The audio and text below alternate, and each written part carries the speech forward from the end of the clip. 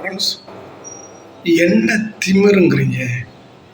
இந்த தாவேக அரசு தமிழ்நாட்டில் அமைஞ்சதுலேருந்து ஒவ்வொரு நாளும் ஒரு பாலியல் தொல்லை நடந்துகிட்டே இருக்கு.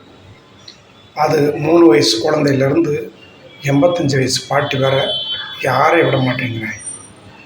அது முழுக்க முழுக்க தாவேக கட்சிக்காரங்க தான் இந்த இப்படிப்பட்ட மோசமான செயல்களை செய்கிறது பூரமே, இந்த பாலியல் தொல்லை செய்கிறது பூரமே தாவேக கட்சிக்காரன் தான். இவங்க எப்படின்னா, இந்த பன்னிகளையெல்லாம் குடியிலேருந்து திறந்து விட்ட உடனேயே போய் காட்டுக்குள்ளே போயிடும். காட்டுக்குள்ளே போய் அது நல்ல விவசாயமான இடமா அல்லது தரிசு நிலமானு எதையும் கூட பார்க்காது, எல்லாத்தையும் பறித்து நாசம் பண்ணிடும். அதுபோல் தான் இவங்க எப்போன்னு காத்துக்கிட்டு இருந்துருக்காங்க.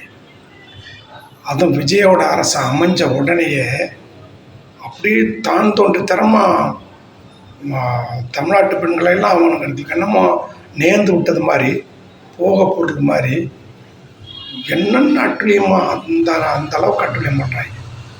அதாவது வட மாநிலங்களில் பிஜேபி ஆளுற மாநிலங்களில் கூட அந்த அளவுக்கு பாலியல் தொல்லை இல்லை, அந்த அளவுக்கு மோசமாக பண்ணுறாங்க. ஆலந்தூரில் கூட ஒரு சகோதரியை வேம்புலியாமன் பேர், தாவேக கட்சிக்காரன் பேர், அவன் அந்த சகோதரியை வீட்டுக்கு போய் டெய்லி 12 to 2 வரை கதவை தட்டிகிட்டே இருப்பான். ரொம்ப பொறுக்க முடியாத சூழ்நிலையில் தான் அந்த சகோதரி அக்கம் பக்கத்தில் உள்ளவங்க நம்மளை தப்பாக நினைப்பாங்க, இதை எப்படி விடக்கூடாதுன்னு சொல்லி தான் போலீஸில் போய் கம்ப்ளைண்ட் பண்ணியிருக்காங்க. அப்போ எந்த அளவுக்கு இங்கே துணிகரமாக செய்கிறாங்க பாருங்கள்.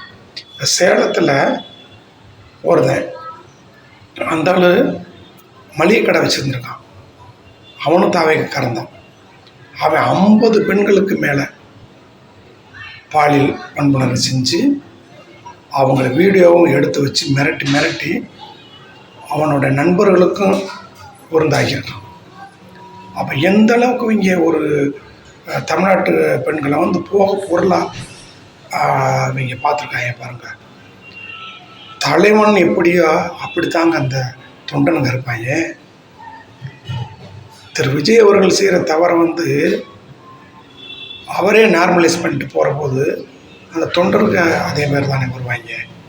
அப்படித்தான் இப்போ நடக்குது. இது இந்த ஆட்சி முடிவுக்கு வர்றது வரை தமிழ்நாட்டு மக்கள், தமிழ்நாட்டு பெண்கள் ரொம்ப பாதுகாப்பாக இருக்கணும். அது நல்லது. நன்றி.